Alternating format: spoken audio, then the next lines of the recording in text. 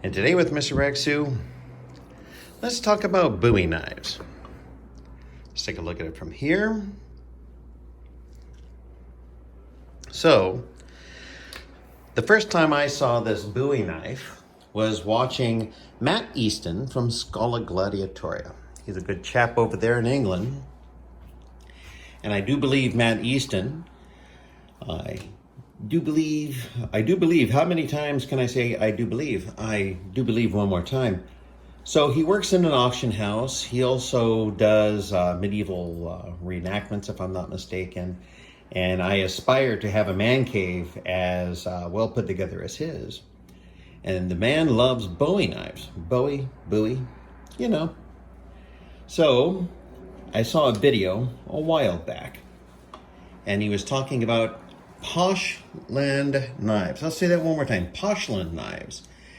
Its offices are based in the UK, but the blades are made in Pakistan. Let me get my next piece of paper. So, usually I wouldn't buy a knife from Pakistan. That's just the way I am. Some people like it, some people don't. But with the backing of Matt Easton, him talking about how he worked with them to design this particular knife, I felt that if he trusted them and he's had good experience with them, I would give it a go. So let's take the knife out of the sheath and let's go over the sheath. Now this is called a handmade leather sheath. It's not overly fancy. I did like how the snap came over from the side. And it does not have a hole punched into it for water draining, but I mean, it is a leather sheath. It's not like you can't do it yourself. Now, my issue with the sheath, here you go, Mr. Veff. It does not come with a Mr. Veff sticker.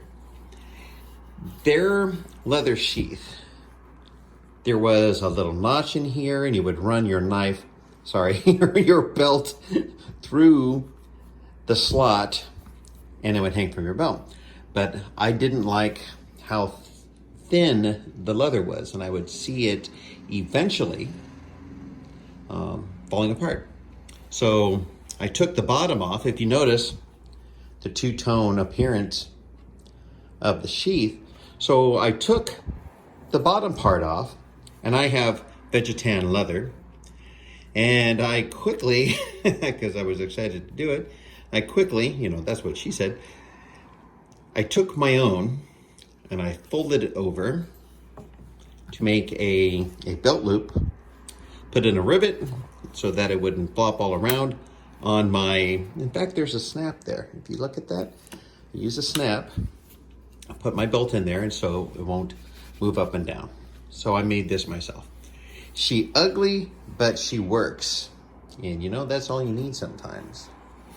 So that's what I did. I also put in the rivets to protect the leather of the sheath from the blade of the knife. So I customized my own sheath. It works. So I really like coffin handled buoys. And England is quite well known for running with that ball. Here is the classic boat-shaped brass handguard. This is rosewood.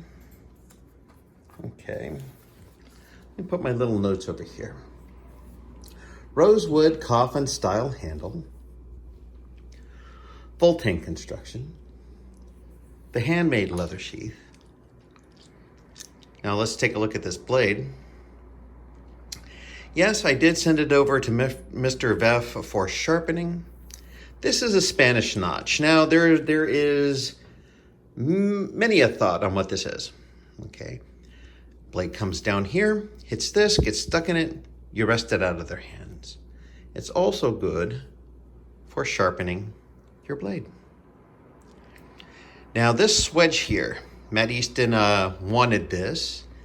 It does not come sharpened, but you know what happened? Mr. Veff sharpened it for me. It's not wicked sharp. It's the blade profile itself does not lend to an overly fine piece of steel. And this necessarily isn't great for, batoning, because it's going to rip apart your wood for batoning. But I thought it was a nice touch to actually sharpen the swedge. There you go. So I'm going to set this over here. The steel is Reg, R-E-G dash S, I think it's an S, it could be a 5, I can't read my own writing, dash 1118, high carbon steel.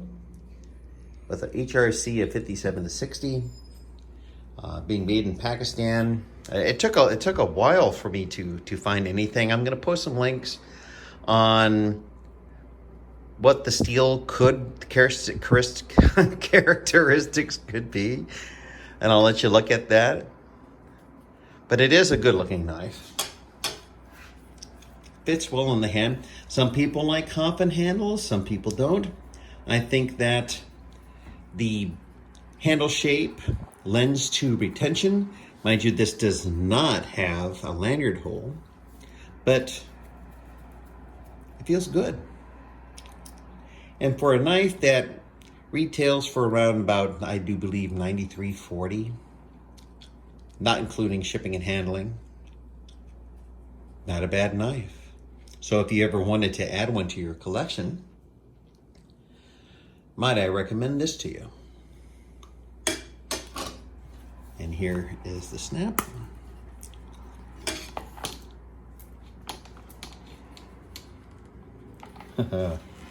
And there we go. Snaps into there. I did reuse the snap. All I did was move the hole. Moved it from there to there.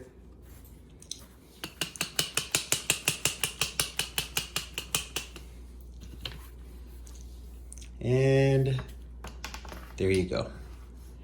Next, what we're going to be doing is looking at the weight, in sheath, out of sheath. We're going to do our measurements. So we'll see you in a bit. Now here we are with the blade in sheath.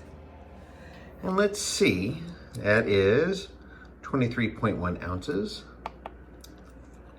Let's go through the whole range, That's why we buy this expensive stuff. 1.444 pounds. All right, and that's how much it weighs in the sheath. Now let's go through the process again, but out of the sheath.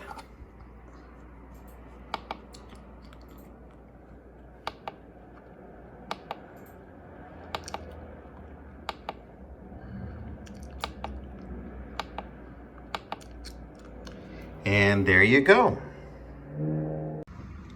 All right, everybody, I had a technical difficulty with my last video. So I wanted to give you the overall length. So as we can see, this is around about, what is that? We're going to call that 15 inches. Now the functional part of the blade itself, the steel from the brass hilt, the boat-shaped, over to here is 10 inches. And then from the Spanish notch to tip is around about 9, a little over 9. What'd you think about that? So there you go. Thank you so much and have a nice day.